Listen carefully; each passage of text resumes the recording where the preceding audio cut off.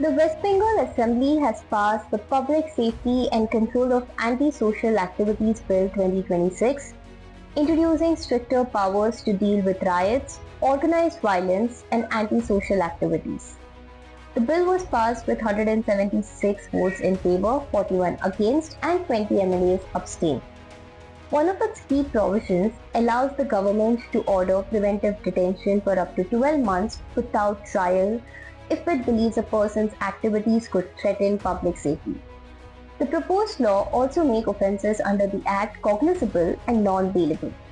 The bill allows authorities to search, seize, and confiscate properties linked to antisocial activities.